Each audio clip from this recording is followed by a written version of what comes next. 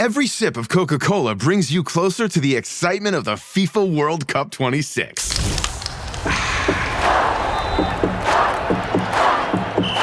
Because nothing compares to the joy.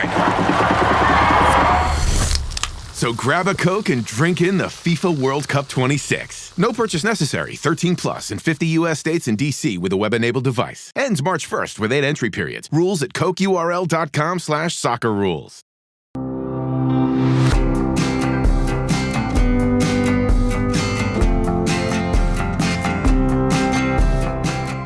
Hello and welcome to Best Laid Plans. This is your host, Sarah Hart-Unger, and this is a podcast where we talk all things planning and planning adjacent. Today we have kind of a planning adjacent topic of fitness, though we are coming at it with a planning specific lens.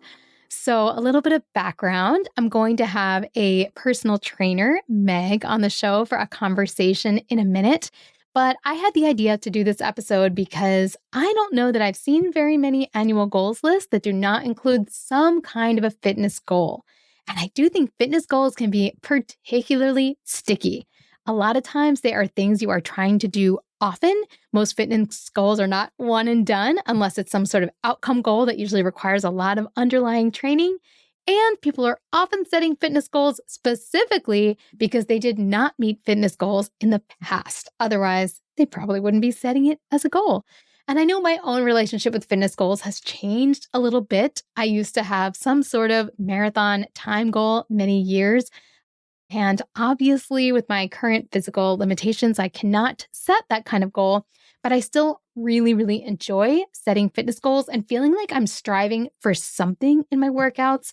I know that eventually what I'll be striving for is just like functional abilities to do things like go up the stairs when I'm older. But right now, I still love picking some sort of intermediary thing to shoot for. Right now, we talk about it in the episode a little bit, like I'm trying to get to level 2 at Club Pilates. And I am trying to get a little bit stronger doing the Caroline Girvan Iron Series videos at home. And really, those are not the same as the really big outcome goals of my past, but they still kind of scratch that itch and are definitely motivating forces when I head out to do my workouts and when I set out my workouts for the week. I also feel like planning is, for me, such a key component of actually getting the fitness activities that I want to happen in real life. I don't imagine that I would just wake up on a random Wednesday and be able to go to Pilates. I mean, first of all, you have to sign up for the classes in advance. Second of all, there's of course logistic things to figure out with kids.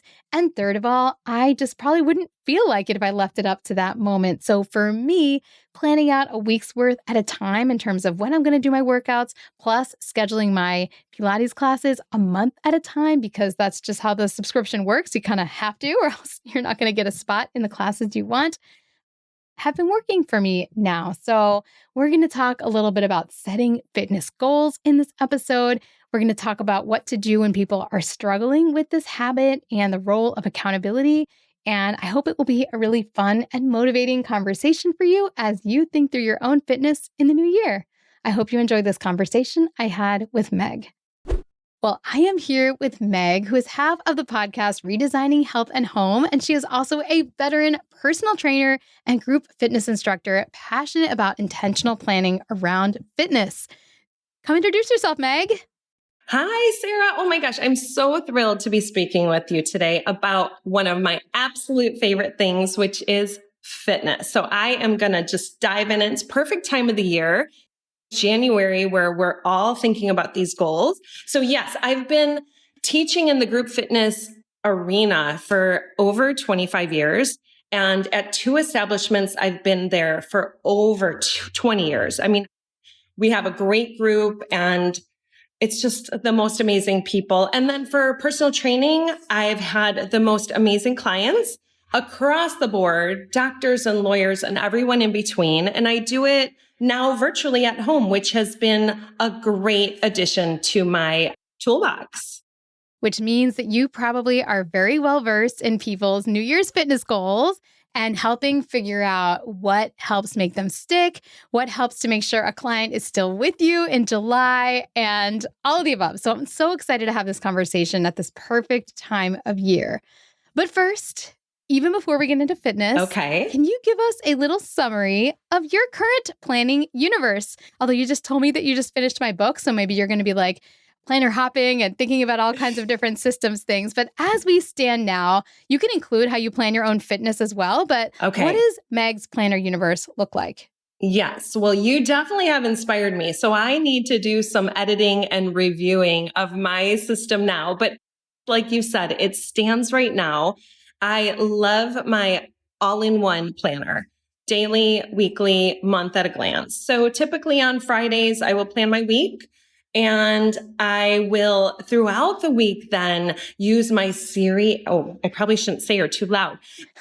As Sorry, listeners. the reminders. Yes. So I just speak reminders. And then in the morning, I will look at that reminder app and I'll plug in whatever random thought has come into my head through those reminders. And then as far as yearly goals, I love to set them, as many of us do. At the end of the month, I'll kind of review and edit and just say what's working, what's not working. And I'm okay, like you have said, this has got to go because it's just not part of what I need to do. But mostly it's just about maybe tweaking it or editing it to make it work for myself. Excellent. And just because our Yeah. listeners are probably going to want to know, which all-in-one planner are you currently using for 2026? Okay, I've tried many. Now, this one is a little company. It's called Ivory Paper Planner. Oh, yeah. And it's really a basic, almost an appointment book where it starts at probably 6 a.m. and goes to 11 p.m. maybe. So I like the hours broken down.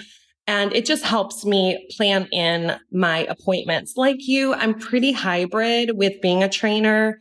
You know, sometimes I'll have appointments all day on Tuesday and then something else happens. You know, maybe I do teach some virtual fitness classes from a fitness facility I worked at before. And they said, hey, we want to keep you. We're going to get you virtual because I've moved. So that's been a blast. So I have to kind of plug in. It's not just a 9 to 5 schedule, but it works. Amazing. Yes. Ivory Paper Co. is definitely, I feel like I hadn't heard that name for a while, but good to know that it is working for you. All right. So zooming into fitness. Yes. Let's talk personally first, and then we're going to go a lot more broad with other people. How do you use planning to keep up your personal fitness regimen?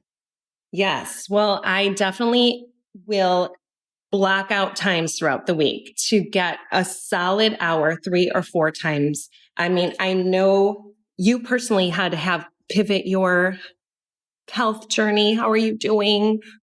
Yes. Oh, listen, I had to pivot, but I still prioritize fitness. And just because you can't do one kind of fitness, well, that's not fair. Some people truly can't do anything. And my heart goes out to them because for me, it's a very mental health thing as well as a physical health promoting thing. But thankfully, I still have lots of things that I am able to do. So yes, you will not make me feel bad about blocking out time for fitness because I do the same thing still. It's just not running. That's beautiful. That is so great. So yes, I do block out time. And because I plan almost my own workouts, I don't need someone to guide me. I will just know that I need those 3, 4, 5 times a week. And maybe I just need to lift something. So 2 or 3 days, I just want to lift some things. Or sometimes I really love, my favorite is interval workouts. I just love them so much. So I will just plug those in where they work throughout the day because some people think I have to work out in the morning or I am right before bed because it cools me down. You know, I'll take a shower, go to bed, where as long as I know it's planned in, I'm going to get that time blocked in. So yes, I definitely plan in my hours, but then I will be pretty fluid about what I'm doing. Awesome. So that way in the moment, if you're like, you know what, today really feels like a lifting day, you can do it. And if you're like, nope, I'm feeling hit today, then you can kind of pivot and change things around. But the times are reserved. That is the key part. And I have a feeling we'll come back to that during this episode. For sure. Awesome. All right. Well, zooming out a little bit to the people that you train, I'm curious, especially I am sure you've had some people who come to you like guns a-blazing in January and they're so excited to get going and then things don't work out. And I guess I would love to learn from What doesn't work? What are the biggest pitfalls you see when people set out to build a new fitness habit into their lives? I really like this question because I was thinking about it a lot. And I think as women, I think the number one will be not making it a priority. So even if they block the time, something could creep into that time. There's always going to be something that's going to fill that space. So just recently, I was out doing an UPS run and I was in workout stuff and there was a gym and I thought, oh, I'm just going to go home. And I said, no, you're out. Just go and work out. But I really had that moment of you could do laundry or you could go plant, do some more planning for your clients. But I just needed to stop and say, no, you are worth this hour. You are worth this time for yourself. It's something good. So that's probably number one, where even though we get planned and people say, hey, I need to cancel. So sometimes I am the gentle trainer where I like to really stay in communication with people because I'll say, I'm really looking forward to meeting with you tomorrow.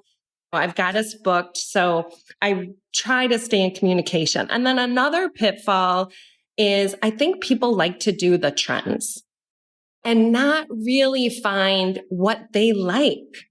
So they'll say all these studio, the bar or Orange Theory is really popular, but they don't like it.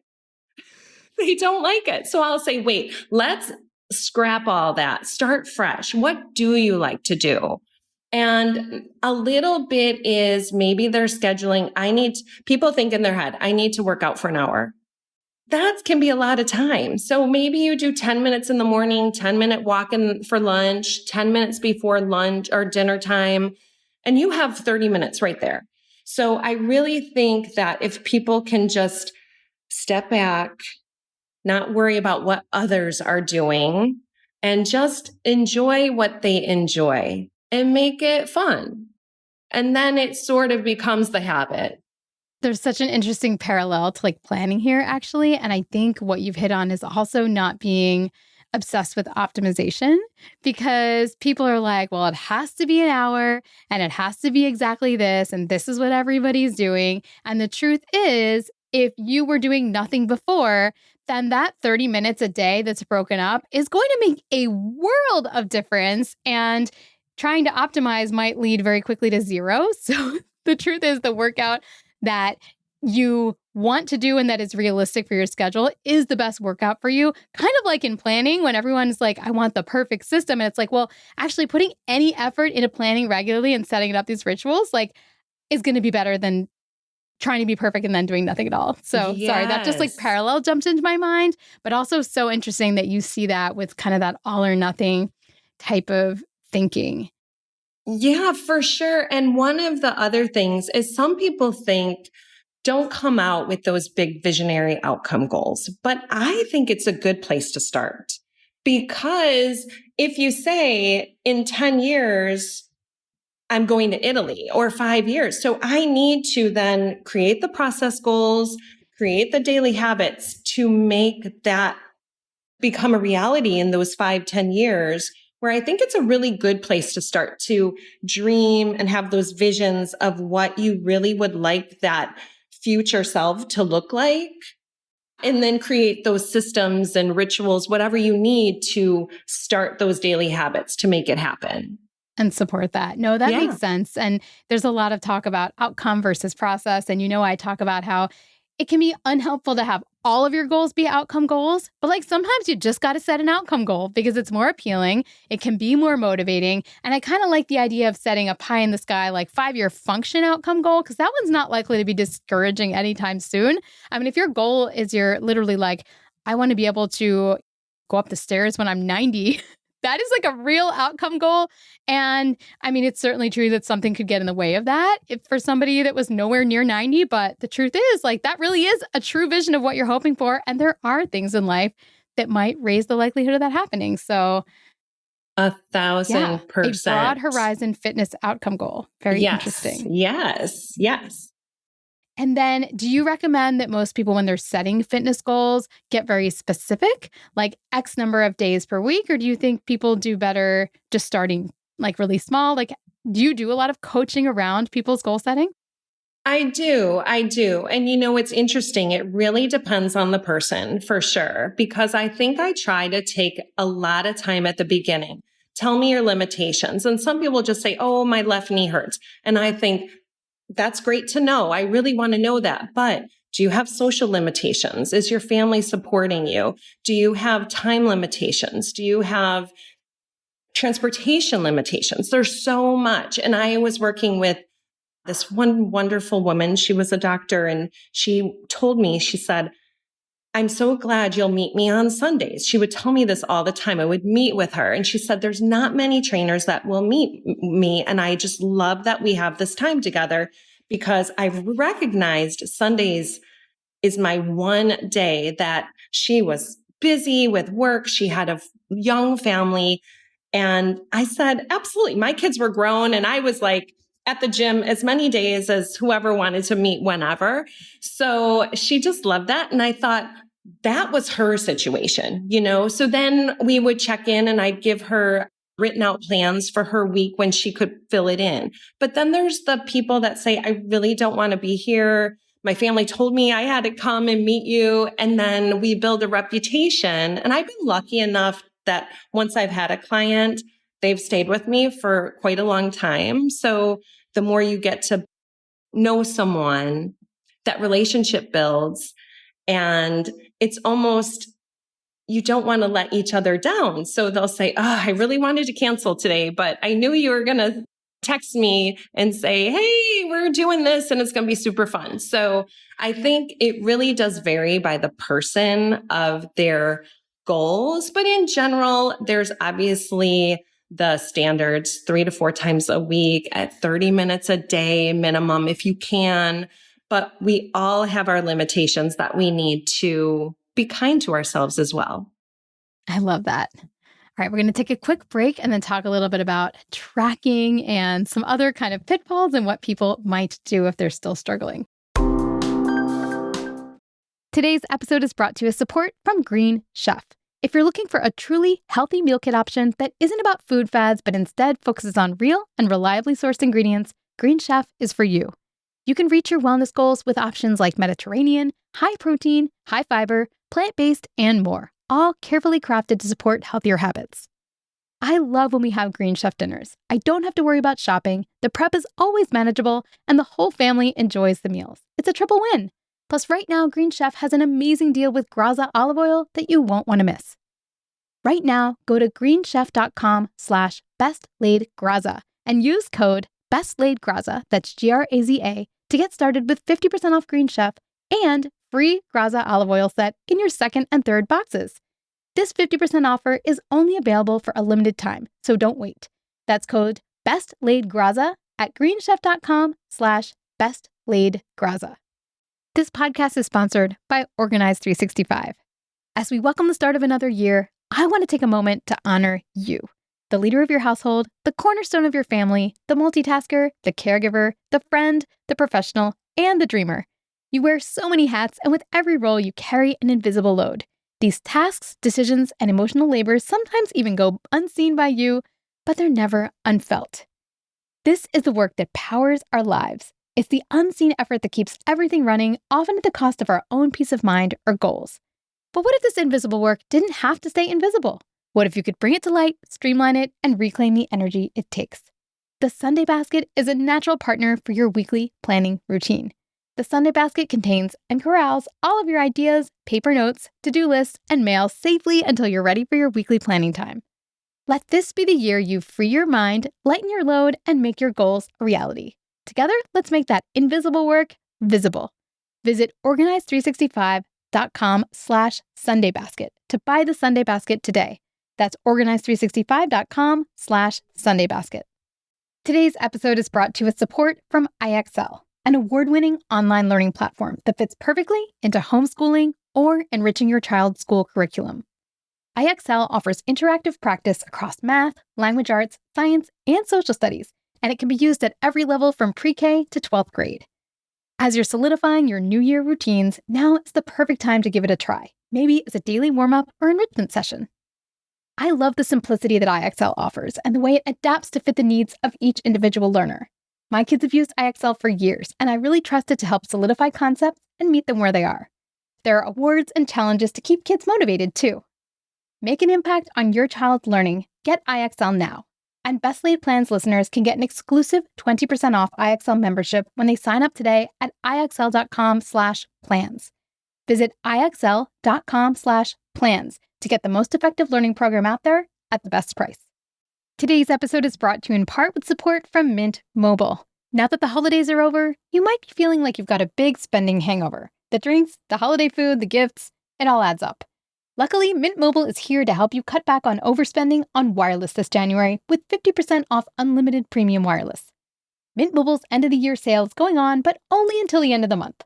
All plans come with high-speed data and unlimited talk and text delivered on the nation's largest 5G network, so the same thing you'd be getting with a much pricier plan. I also love Mint Mobile as a low-cost option for teens. This January, quit overspending on wireless with 50% off unlimited premium wireless. Plans start at $15 per month at mintmobile.com/BLP. That's mintmobile.com/BLP. Limited time offer. Upfront payment of $45 for 3 months, $90 for 6 months, or $180 for 12-month plan required. $15 per month equivalent. Taxes and fees extra.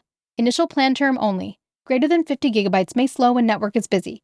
Capable device required. Availability, speed, and coverage varies. See mintmobile.com.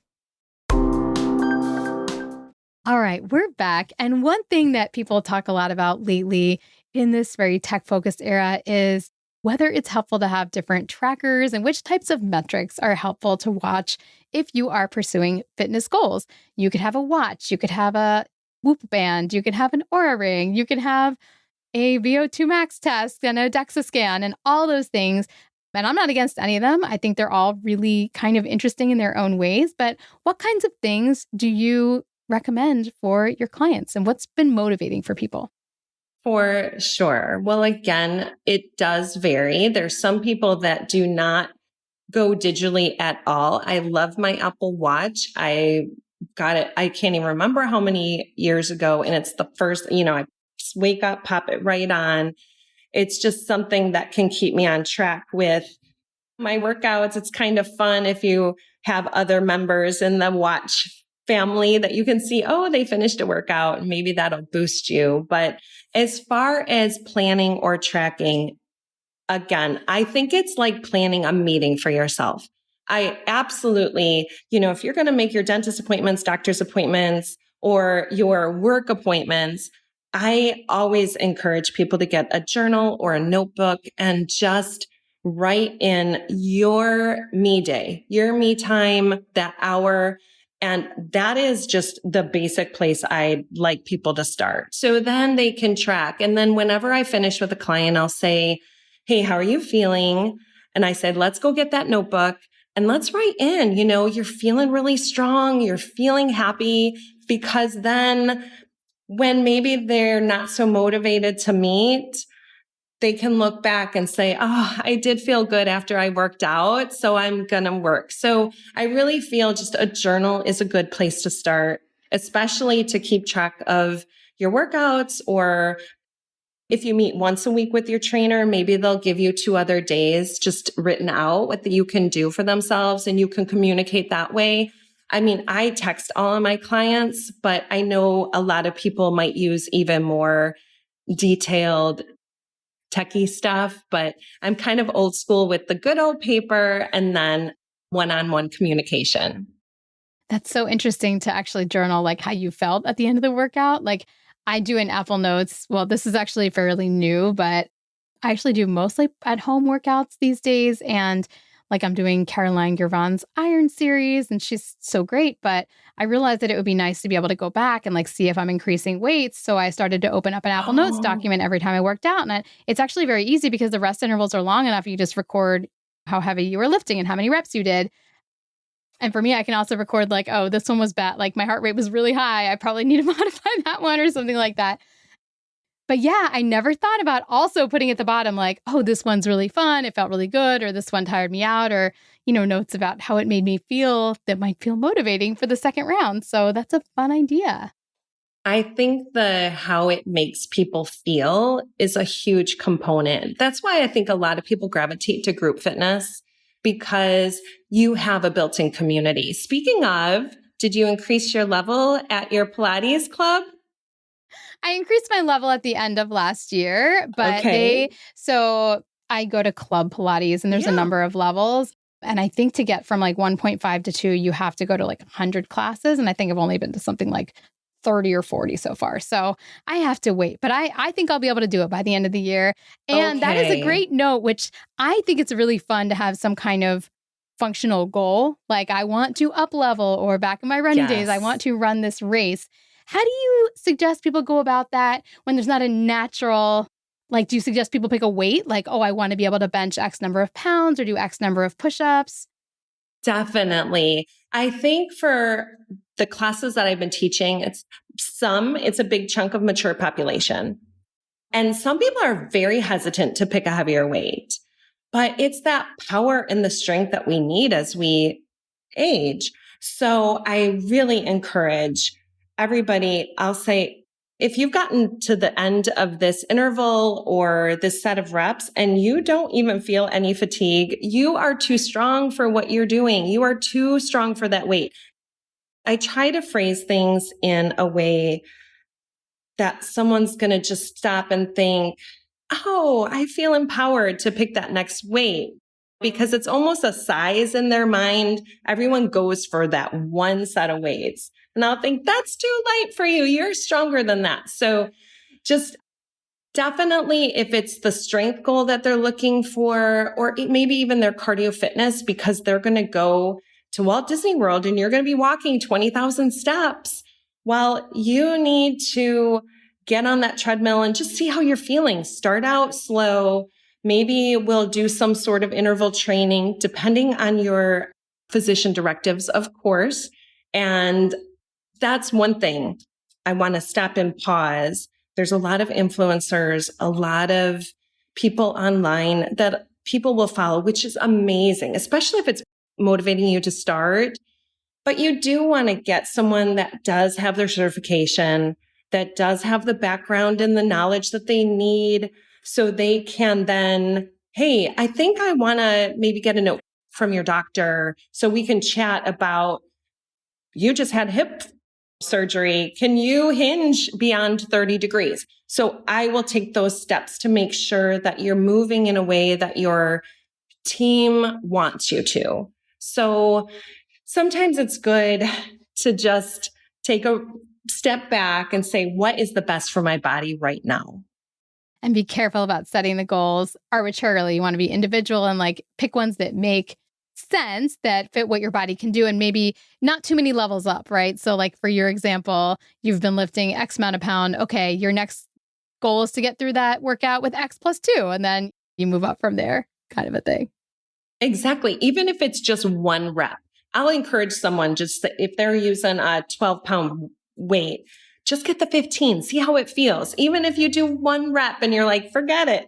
It's just fun to play. You know, a lot of us in the fitness industry, we call the equipment toys. Go play with the toys, have a great time and enjoy all the equipment that's available to you. I love it. Now, are there certain personality types, and I think about Gretchen Rubin's, are you familiar with her 4 tendencies framework? You might have, did you mention it in your book? Yes, of course I mentioned it. She is just one of my habit forming gurus, and she has this wonderful personality framework that goes through how people respond to inner or outer expectations. And you can take the quiz to find out what type you are at her website. Just look up Gretchen Rubin 4 tendencies. But I would imagine that a lot of people who identify as obligers, or who really need other people's expectations to get them to do stuff, are really big on having trainers and signing up for classes and such.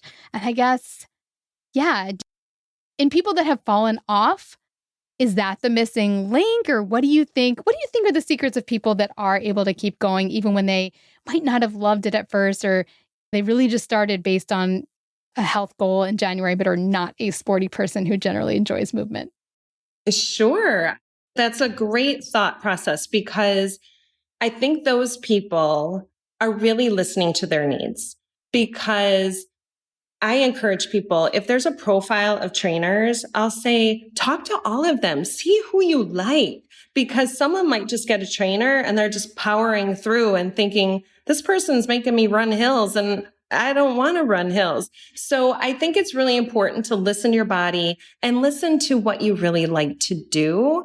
And then if you have a really supportive, kind, emotionally stable trainer that's just going to support you, but also push you, and you find just that you gel like peanut butter and jelly, it can be a match made in heaven and can be the best thing in the world. But if you don't match and you stick with that person, it can also be a detriment to your big outcome goals or even your process where you think, I just don't want to go, but I'm going to go because you're disciplined. I think you can find a happy medium of someone that supports you, even if it's group classes. I had a few clients that said, I think I need a trainer.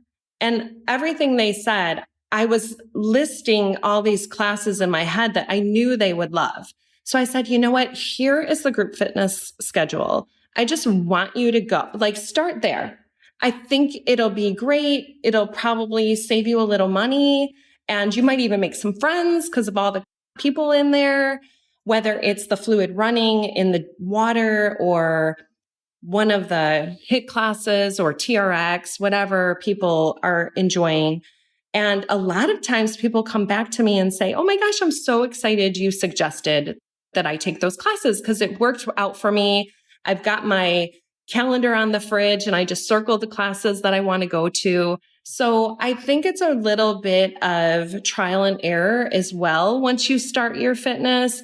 And then you'll see that habit almost start to just bloom and develop organically. And then you see that person at the gym all the time and you're like, wow, I have not seen that person. So I think it's really a beautiful relationship between the gym and the person and the trainer, as long as they take their time to find out what really works best for themselves. And figuring out what level of accountability they need, it sounds like, because for sure, there's the person who's motivated by the trainer on YouTube, which would be me. I don't have a problem with that. I feel like they're with me, whatever. Many people are like, that is not going to do it for me. But if I have a group class and I know I'm going to meet my friend and it's on the calendar, and then finally you have your third layer who are like, nope, I'm going to do it if I have a person waiting for me where I'm going to have to pay them if I don't show up. So it's you figure out how strong of a layer of accountability. And as I'm listening to this, I'm like, this reminds me of my own decluttering journey where a YouTube video is not going to cut it. So not going to cut it. Your need for accountability may vary based on the task at hand and what you actually need. Oh my gosh. Did you start your decluttering journey?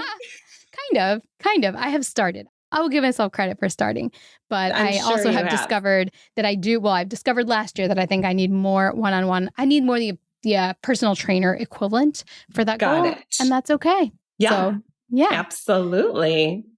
This has been so fun. We've talked all fitness strategies for setting goals, for keeping things going when things get tough, for various levels of accountability and supervision, and how you actually do your workouts. This is always interesting. Where can listeners find more of you, Meg? Absolutely. So like you said at the beginning, I'm a co-host of a podcast called Redesigning Health and Home with my good friend, Carrie. We have a great time over there. And then I have a website, Fit Fed Feeling Good. And my YouTube's on there. My training package is on there. I virtual train and I do have some openings. I would love if anyone needed a trainer. I would be happy to talk to them. And we're on Instagram and Facebook on both of those. So yes, Fit Fed Feeling Good and Redesigning Health and Home. Awesome. And I can't speak to your services specifically, but I've had multiple members of Best Laid Plans Live and Best Laid Plans at Home where actually doing some virtual training sessions were kind of what got them over the hump of not being able to get things done on their own. So it's great that you offer that option. Oh, thank you so much. This has been absolutely a thrill and honor to speak with you, Sarah. Well, thank you so much for coming on. I'm already more motivated for my own goals, fitness or not. Well, you always motivate all of us. And thank you for all your tools and courses and everything you offer, because it is truly a gift. Aw, thank you, Meg. Thank you. All right, I am back, and that was a fun and motivating discussion with Meg. I hope that you came away with it as excited as I was to make sure that I refine my fitness goals to serve me in this year and to make sure that I have the level of accountability that I need with various goals, not necessarily related to fitness. So, in other news, I guess I will just thank everybody for the continued amazing support for my book. The reviews have been so kind, and I've gotten so many photos and emails. If you have enjoyed Best Laid Plans, a simple system for living a life that you love, please share it with a friend or leave a review in one of the websites like Goodreads or Amazon. It definitely helps to have others find the book. And I want more people to discover the magic of planning. So if you are able to do that, that is amazing. And if not, and you just enjoyed it and you want to let me know personally, I welcome that as well. Or if you have specific suggestions for what I might do in future projects, I already have had several requests for some kind of planner to go along with the book. So we will see if eventually that could be made into a reality. I don't think it would be available, anytime really soon, but I do think it might be a really fun undertaking. So we will see where things go with that. All right, well, I will be back in your feed next week with a planning topic. And until then, I hope you are enjoying all the continued January energy and embarking on new projects and goals for your new year. Keep the questions coming, and I will be back in your feed next Monday. Thank you so much for listening.